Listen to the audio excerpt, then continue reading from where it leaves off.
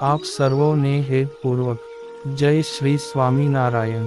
આજની સત્સંગ કથા વાર્તા નિજ મંદિર સાવરકુંડલા. આજની સત્સંગ કથા વાર્તામાં આપણે શ્રી પરશુરામ જયંતી નિમિત્તે ભગવાન વિષ્ણુના છઠ્ઠા અવતાર પરશુરામ સાથે જોડાયેલી પ્રચલિત કથાઓ સાંભળશું.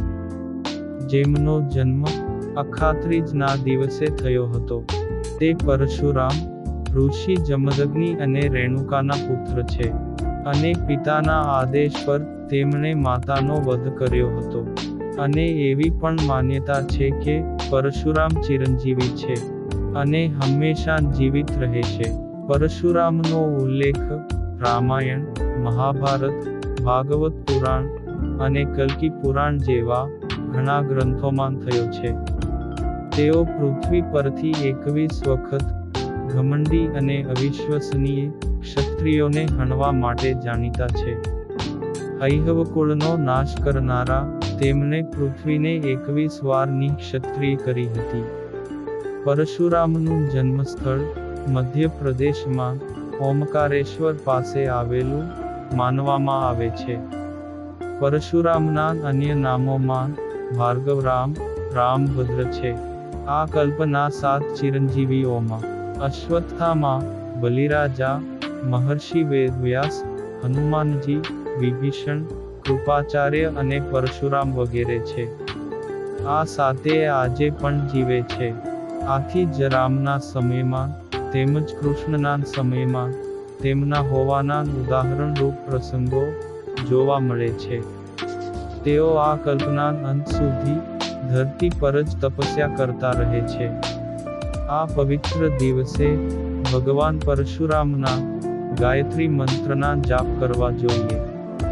જે મંત્ર આ પ્રકારના છે: ઓમ બ્રાહ્મ ક્ષત્રાય વિદ્મહે ક્ષત્રિયાકાંતાય ધીમહિ તન્નો રામ પ્રચોદયાત.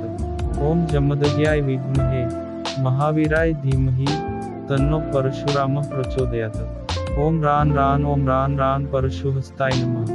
વળી કહેવાય છે કે આમ તો આ દિવસે નર નારાયણ, હયગ્રીવ અને પરશુરામ આ ત્રણેયનો અવતાર થયો હતો.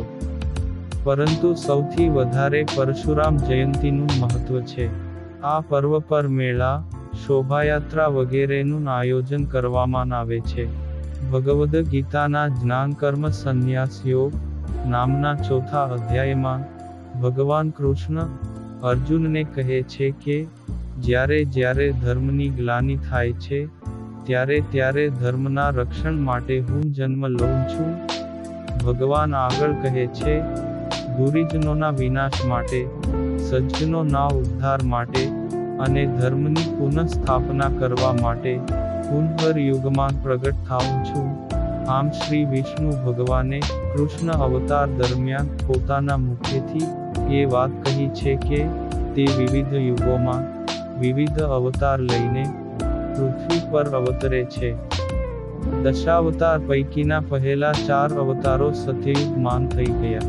તે પછીના 3 ત્રેતાયુગમાં થયા, અને પછીના 1 દ્વાપર યુગમાં, અને છેલ્લા 2 અવતાર કલિયુગ, કલ્કી અવતાર કે જે હજુ વિષ્ણુ ભગવાને લીધો નથી. તે સાંપ્રત યુગમાં એટલે કે કલિયુગમાં થશે. શ્રીમદ ભાગવત અને વિષ્ણુ પુરાણ મુજબ કલિયુગના અંતમાં ભગવાન કલ્કી રૂપે અવતરશે અને પૃથ્વી પરથી અનિષ્ટોનો નાશ કરશે. ત્યારબાદ મહાપ્રલય આવશે અને નવા યુગ ચક્રની શરૂઆત થશે. જનક, દશરથ જેવા ક્ષત્રિય રાજાઓને પરશુરામે સમુચિત સન્માન પણ આપેલ છે. સીતા સ્વયંવરમાં ધનુષ ભંગ પર ભગવાન શ્રીરામને અભિનંદન પણ આપે છે. કૌરવ સભામાં શ્રી કૃષ્ણનું સમર્થન કરે છે. અસત્ય વચન કહેવાના દંડ સ્વરૂપે કર્ણને તેની બધી વિદ્યા વિસ્મૃત થઈ જવાનો શ્રાપ પણ આપે છે. તેમણે ભીમ, દ્રોણ અને કર્ણને શસ્ત્ર વિદ્યા પ્રદાન કરી હતી. આ રીતે પરશુરામ ભગવાનના ઘણા ચરિત્રો છે. મહર્ષિ ભૃગુના પુત્ર રુચિકના લગ્ન ગાધિની પુત્રી સત્યવતી સાથે થયા બાદ પોતાના સસરા ભૃગુ પાસે એક પુત્રની યાચના કરે છે ત્યારે મહર્ષિએ સત્યવતીને 2 ફળ આપ્યા અને કહ્યું કે ઋતુ સ્નાન પછી ગુલાર વૃક્ષ અને પીપળાના વૃક્ષ સાથે આલિંગન કરીને આ ફળ ખાઈ લેવા. સત્યવતીથી આ કામમાં થોડી ભૂલ થવાથી મહર્ષિ ભૃગુએ સત્યવતીને કહ્યું કે તમે ખોટા વૃક્ષને આલિંગન કર્યું છે તો તમારો પુત્ર બ્રાહ્મણ હોવા છતાં તેનામાં ક્ષત્રિયના ગુણો હશે, છતાં તે બ્રાહ્મણ જેવું આચરણ કરશે. ત્યારે સત્યવતીએ વિનંતી કરી કે મારો પુત્ર ક્ષત્રિય જેવો ના થાય, બદલામાં મારા પૌત્રો ભલે ક્ષત્રિય ગુણોવાળા થાય. મહર્ષિ ભૃગુ તેને તથાસ્તુ કહીને જતા રહે છે. થોડા સમય પછી જમદગ્નિ ઋષિએ સત્યવતીના ગર્ભમાંથી જન્મ લીધો. તેમનું આચરણ બ્રાહ્મણ ઋષિઓ સમાન જ હતું. તેમના લગ્ન રેણુકા સાથે થયા. મુનિ જમદગ્નિને 5 પુત્રો થયા. તેમાં 5મા પરશુરામ હતા. પરશુરામના અન્ય 4 ભાઈઓ વાસુ, વિશ્વસુ, બૃહધાનુ, વૃત્તવાકન્વા હતા. 5મા અને સૌથી નાના પરશુરામ થયા. ભગવાન પરશુરામ જન્મથી બ્રાહ્મણ હતા, પરંતુ કર્મથી ક્ષત્રિય હતા. આમ સત્યવતીની ભૂલને કારણે તેના પુત્રનો પુત્ર પરશુરામ ક્ષત્રિય સ્વભાવ સમાન થયો. બાલ્યાવસ્થામાં પરશુરામના માતા પિતા તેને રામ કહીને બોલાવતા. તેણે પિતા પાસેથી વેદોનું જ્ઞાન પ્રાપ્ત કર્યું, સાથે ધનુર્વિદ્યા પણ શીખી. ત્યારબાદ પરશુરામે હિમાલય પાર જઈને ભગવાન શિવજીની ઉપાસના કરી શિવજીને પ્રસન્ન કરે છે. શિવજી ખુશ થઈને પરશુરામને અસુરોનો નાશ કરવાનું કહે છે. ત્યારે પરશુરામ એક પણ અસ્ત્રની સહાય વગર અસુરોનો નાશ કરે છે. પરશુરામનું આ પરાક્રમ જોઈને શિવજી તેમને વિવિધ શસ્ત્ર પ્રદાન કરે છે. તેમાં એક શસ્ત્ર પરશુ હતું, જે પરશુરામને ખૂબ પ્રિય હતું, અને તે અસ્ત્રને પ્રાપ્ત કર્યા બાદ તેમનું નામ પરશુરામ પડ્યું હતું. બ્રહ્મવૈવર્ત પુરાણ અનુસાર એકવાર પરશુરામ જ્યારે શિવજીના દર્શન કરવા કૈલાશ પહોંચે છે ત્યારે શિવજી ધ્યાનમગ્ન હતા. ત્યારે ગણેશજીએ પરશુરામને શિવજીને મળવા ન દીધા. તેથી ક્રોધિત થઈને પરશુરામ પોતાના પરશુથી શ્રી ગણેશજીનો દાંત તોડી નાખે છે. આથી ગણેશજી એકદંત કહેવાયા. એકવાર માતા રેણુકા સ્નાન કરીને આશ્રમ તરફ આવી રહ્યા હતા. ત્યારે સાન્યોના સંયોગના રાજા ચિત્રરથ પણ જળવિહાર કરી રહ્યા હતા. આથી રેણુકાના મનમાં વિકાર ઉત્પન્ન થયો. જમદગ્નિએ રેણુકાના મનની વાત જાણી લીધી અને તેના પુત્રોને માતા રેણુકાનો વધ કરવાનું કહ્યું. પરંતુ મોહવશ કોઈ પણ પુત્રએ આજ્ઞાનું પાલન ન કર્યું. ત્યારે પરશુરામે વગર વિચારે તેની માતાનું માથું ધડથી અલગ કરી દીધું. તે જોઈને મહર્ષિ જમદગ્નિ પ્રસન્ન થયા અને પરશુરામને વરદાન માંગવા કહ્યું. ત્યારે પોતાની માતાને જીવિત કરવા અને આ વાતનું તેને જ્ઞાન ના રહે તેવું વરદાન માંગ્યું. તેના ફળ સ્વરૂપે તેમની માતા પુનઃ જીવિત થયા હતા. મહાભારત અનુસાર પરશુરામ ભગવાન વિષ્ણુના જ અંશા અવતાર હતા. કર્ણ પણ તેમને પ્રિય હતો. એકવાર પરશુરામ તેના ખોળામાં માથું રાખીને સૂઈ ગયા હતા. તે સમયે કર્ણને એક ભયંકર જીવજંતુ કરડ્યું. ગુરુજીની ઊંઘમાં કાની વિઘ્ન ન આવે તેવું વિચારીને કર્ણ દર્દ સહન કરતો રહ્યો, પરંતુ તેમણે પરશુરામને ઊંઘમાંથી ઉઠાડ્યા નહીં. ઊંઘમાંથી ઉઠ્યા ત્યારે પરશુરામે જોયું કે તે તરત જ સમજી ગયા કે આ સુતપુત્ર નથી, પણ ક્ષત્રિય છે. ત્યારે પરશુરામે ગુસ્સે થઈને કર્ણને શ્રાપ આપ્યો કે મારી શીખવેલી શાસ્ત્ર વિદ્યાની તારે જ્યારે અત્યંત આવશ્યકતા હશે તે સમયે તું તે વિદ્યાને ભૂલી જઈશ. આમ આ શ્રાપને કારણે કર્ણનું મૃત્યુ થયું હતું, જેમને 4 વેદ મૌખિક છે, અર્થાત પૂર્ણ જ્ઞાન છે, અને પીઠ પર ધનુષ્ય બાણ છે, અર્થાત શૌર્ય છે, અગ્ર બ્રહ્મને જ અને ક્ષાત્ર તેજ બંને છે. જે કોઈ તેમનો વિરોધ કરશે તેને તેઓ શ્રાપ આપીને અથવા બાણ મારી તેમનો પરાભવ કરશે. એકવાર શસ્ત્ર નીચે રાખ્યા પછી પરશુરામજીએ ક્ષત્રિયો સાથે વેરભાવ છોડી દીધો અને બ્રાહ્મણ ક્ષત્રિય સહુ કોઈને શસ્ત્ર વિદ્યા શીખવવાનું ચાલુ કર્યું. મહાભારતના ભીષ્મ, દ્રોણ, કર્ણ જેવા જ્યેષ્ઠ યોદ્ધા પણ પરશુરામના શિષ્યો હતા. પરશુરામ ભાર્ગવ વંશી હતા. ભાર્ગવ વંશી બ્રાહ્મણો હૈહવ વંશના ક્ષત્રિયોના કુલગુરુ હતા. તત્કાલીન હૈહવ વંશીએ કાર્તવીર્ય એ ગુરુ દત્તાત્રેય પાસેથી 1000 હાથનું વરદાન મેળવીને ઉદ્ધત અને અનીતિના માર્ગ પર ચાલવા લાગ્યો. ક્ષત્રિય શાસક વિદ્યાપરાયણ બ્રાહ્મણો તેમજ વિદ્વાનોના રક્ષક થવાને બદલે શોષક કે ભક્ષક બન્યો ત્યારે આ પરશુરામ અવતારનો ઉદય થયો.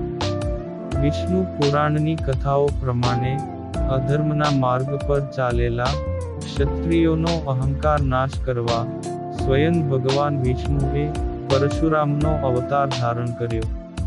પરશુરામના પિતા જમદગ્નિનો આશ્રમ ગુજરાતમાં નર્મદા કિનારે હતો. કામધેનુ ગાયના અપહરણ કરવાને કારણે કાર્તવીર્યનો વધ ભગવાન પરશુરામ કરે છે. આથી તેમના પુત્રોએ કપટ કરીને એક દિવસે આશ્રમમાં આવી સમાધિસ્થ જમદગ્નિનું મસ્તક કાપીને લઈ ગયા. આથી ક્રોધાવેશમાં આવેલા પરશુરામે પૃથ્વીને ક્ષત્રિય વિહોણી કરી નાખવાની પ્રતિજ્ઞા લીધી. ને હૈહવ કુળના ક્ષત્રિયોમાં અર્જુન નામે રાજા હતો. તેણે ગુરુ દત્તાત્રેયની સેવા કરીને તેમની પાસેથી 1000 બાહુઓ મેળવ્યા. તેથી તે સહસ્ત્રાર્જુન કહેવાયો અને કોઈનાથી નાશ ન થઈ શકનાર તેવી 8 સિદ્ધિઓ મેળવી. એકવાર તે મૃગયા કરવા જંગલમાં ગયો ત્યારે તે જમદગ્નિના આશ્રમમાં જઈ ચડ્યો. જમદગ્નિ ઋષિએ તેની આગતા સ્વાગતા કરીને ભોજન કરાવ્યું. પરંતુ રાજાની નજર ઋષિની સર્વ સિદ્ધિદાયક કામધેનુ ગાય પર હતી. તેથી તેને હરી લેવા માટે સૈનિકોને આજ્ઞા કરી. તેના સૈનિકો કામધેનુ અને તેના વાછરડાને બળજબરીપૂર્વક માહિષ્મતિ નગરી તરફ લઈ ચાલ્યા. એટલામાં તપશ્ચર્યા કરીને પરશુરામ આશ્રમમાં આવ્યા ને સહસ્ત્રાર્જુનની દુષ્ટતા સાંભળીને તરત જ ફરસી, ભાલો, ઢાલ તથા ધનુષ્ય લઈ સહસ્ત્રાર્જુનની પાછળ દોડ્યા.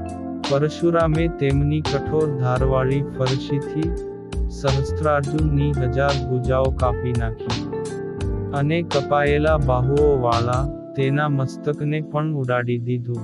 સહસ્ત્રાર્જુન મરાયો. તેથી તેના 10,000 પુત્રો પણ ભયથી નાસી ગયા. પછી પરશુરામે દુઃખી થયેલી કામધેનુને આશ્રમમાં પાછી લાવ્યા અને પિતાને સોંપી. જો કે ઋષિ જમદગ્નિ આ સંહારથી દુઃખી થયા અને પરશુરામને કહ્યું કે જેનો રાજ્યાભિષેક થયો હોય તેનો વધ કરવો એ બ્રહ્મ હત્યા કરતાં પણ વધારે દોષરૂપ છે. તેઓએ પરશુરામને પ્રભુમાં મન લગાવી તીર્થ સેવન કરવાની આજ્ઞા આપી. પરશુરામે 1 વર્ષ સુધી તીર્થયાત્રા કરી અને જ્યારે આશ્રમે પાછા ફર્યા ત્યારે કલ્પાંત કરતી માતા પાસેથી જાણ્યું કે સહસ્ત્રાર્જુનના પુત્રો પોતાના પિતાના વેરનો બદલો લેવા માટે આશ્રમે આવ્યા હતા અને પરશુરામના પિતા જમદગ્નિ ઋષિનું મસ્તક કાપીને લઈ ગયા. પરશુરામે ફરીથી ફરસી ઉઠાવી ક્ષત્રિયોનો સંહાર કરી તેના 10,000 પુત્રોના મસ્તકોને કાપી નાખ્યા.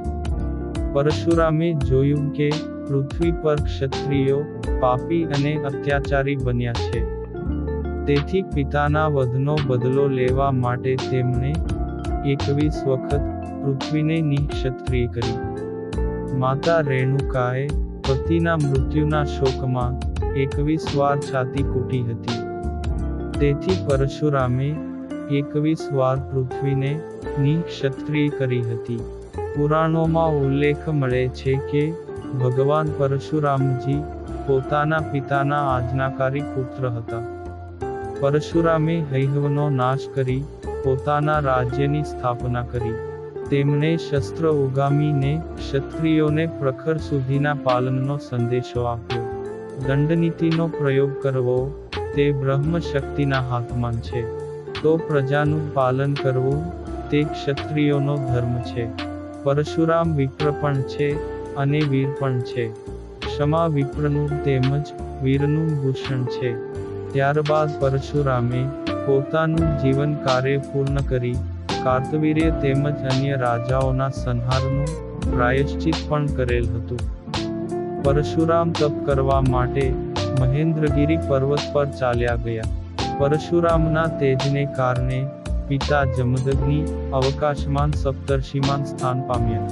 ગુજરાતમાં નર્મદા કિનારે પરશુરામનું તપસ્યા સ્થળ પરશુરામ તીર્થ જાણીતું છે. મહાભારતમાં જણાવ્યા મુજબ ભીષ્મ પિતામહ પરશુરામના જ શિષ્ય હતા.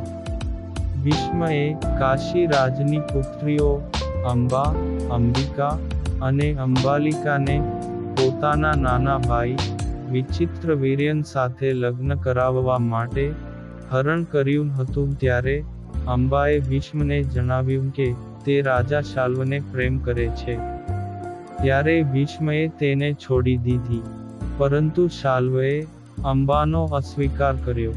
અંબાએ આ વાત પરશુરામને જણાવી, તો તેમણે ભીષ્મને તેની સાથે લગ્ન કરવા માટે દબાણ કર્યું. ભીષ્મએ લગ્ન કરવાની સ્પષ્ટ ના પાડી, કેમ કે તેમણે આજીવન બ્રહ્મચર્ય પાલન કરવાની પ્રતિજ્ઞા લીધી હતી. આથી પરશુરામ અને ભીષ્મ વચ્ચે યુદ્ધ થાય છે. યુદ્ધ વિનાશકારી ન બને તે માટે પિતૃઓએ પરશુરામને અસ્ત્ર ન ચલાવવાનું કહ્યું. ત્યારે પરશુરામે વાત માની લીધી. આ રીતે યુદ્ધમાં કોઈની હાર કે જીત ન થઈ. મહેન્દ્રગિરી પૂર્વ ઘાટમાં છે, જે ઓરિસ્સાના મધ્ય ભાગ સુધી ફેલાયેલો છે. સિમલા પાસે ગિરી નદીના કિનારે રેણુકા તીર્થ છે. ત્યાંના મંદિરમાં પરશુરામની પ્રાચીન મૂર્તિ છે, તથા પરશુરામ તળાવ પણ છે. આમ ભારતમાં ઠેકઠેકાણે પરશુરામના મંદિરો તથા તીર્થક્ષેત્રો આવેલા છે. પરશુ એ પરાક્રમનું પ્રતીક છે અને રામ એ સત્ય સંતાનનું પ્રતીક છે. આ પ્રમાણે પરશુરામ નો અર્થ પરાક્રમના કારક એટલે કરતા અને સત્યને ધારણ કરનાર થાય. આથી તેમનામાં ભગવાન વિષ્ણુનું પ્રતિબિંબ જોવા મળે છે. કેટલાક વિદ્વાનોએ કરેલ વ્યાખ્યા મુજબ પરશુમાં ભગવાન શિવનો સમાવેશ થાય છે અને રામમાં ભગવાન વિષ્ણુનો સમાવેશ થાય છે. આથી પરશુરામ ભલે ભગવાન વિષ્ણુનો અવતાર કહેવાય, પરંતુ વ્યવહારમાં તો તેમના સ્વરૂપમાં શિવ અને વિષ્ણુનો સમન્વય જોવા મળે છે. આથી પરશુરામને શિવહરિ પણ કહી શકાય. વિષ્ણુ પોષણના દેવ છે. આ સૃષ્ટિનું પાલન પોષણ કરનાર દેવ છે. આથી પરશુરામ એટલે પોષણ ને રક્ષણનું ધારણ. શસ્ત્રથી શક્તિ ધ્વનિત થાય છે, જ્યારે શાસ્ત્રથી શાંતિ પ્રતિબિંબ થાય છે. શસ્ત્રની શક્તિ એટલે સંહાર અને શાસ્ત્રની શાંતિ એટલે સંસ્કાર. આથી પરશુરામ વાસ્તવમાં પરશુના રૂપમાં શસ્ત્ર અને રામ ના રૂપમાં શાસ્ત્રના પ્રતીક છે. એક વાક્યમાં એવું કહેવાય કે પરશુરામ એ શસ્ત્ર અને શાસ્ત્રનો એક સમન્વય અને સંતુલન જેમનો સંદેશ છે. ભગવાન શ્રી પરશુરામનો જન્મ અક્ષય તૃતીયના દિવસે હોવાથી તેમની શાસ્ત્ર શક્તિ પણ અક્ષય છે અને શાસ્ત્ર સંપદા પણ અનંત છે.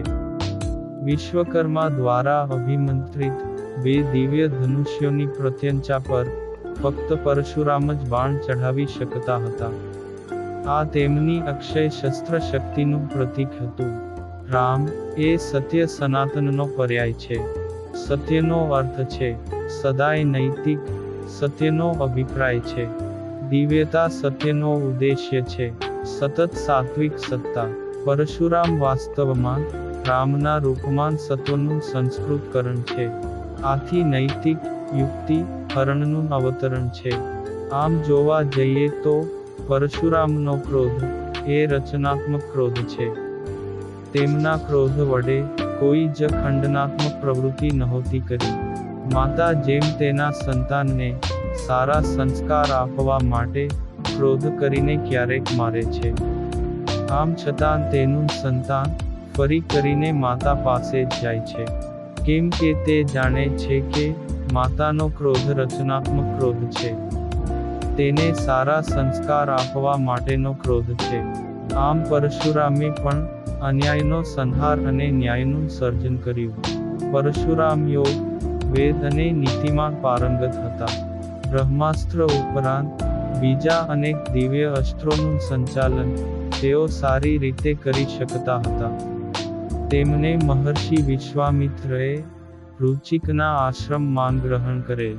તેમના કઠિન તપથી પ્રસન્ન થઈને ભગવાન વિષ્ણુએ તેમને કલ્પના અંત સુધી આ ધરતી પર રહીને તપસ્યા કરવાનું વરદાન આપ્યું. ભગવાન પરશુરામ તત્પશ્ચાત મહેન્દ્રગિરી પર્વત પર તપસ્યા કરવા માટે જતા રહે છે. આ કલ્પના અંત સુધી તે ત્યાં જ તપ કરતા રહેશે. કેટલાક સમય પૂર્વે પુરાતત્વ વિભાગને 90 કિલો વજનનું એક ધનુષ્ય મળ્યું છે. આથી એવું મનાય છે કે આ ધનુષ્ય કદાચ ભગવાન પરશુરામનું જ છે. ખાસ કરીને બ્રાહ્મણો કે જે ભગવાન પરશુરામના વંશજો છે, તેની ઉજવણી ખૂબ ધામધૂમથી આખા ભારત વર્ષમાં કરે છે. આ દિવસે શોભાયાત્રા, સત્સંગ વગેરે બ્રાહ્મણો દ્વારા ઉજવવામાં આવે છે ને ઉપવાસ પણ રાખવામાં આવે છે. એવું માનવામાં આવે છે કે આ દિવસે કરવામાં આવેલ પુણ્યનો પ્રભાવ પણ અક્ષય હોય છે. અક્ષય તૃતીયા એટલે કે ભગવાન પરશુરામની જન્મ જયંતિ નિમિત્તે સર્વે બ્રહ્મ બંધુઓને મારી સહર્ષ શુભેચ્છા. અને હવે પછીની કથા વાર્તા આપણે આગળના ભાગમાં સાંભળશું. અત્યારે આપ સર્વોને ભાવથી જય શ્રી સ્વામિનારાયણ.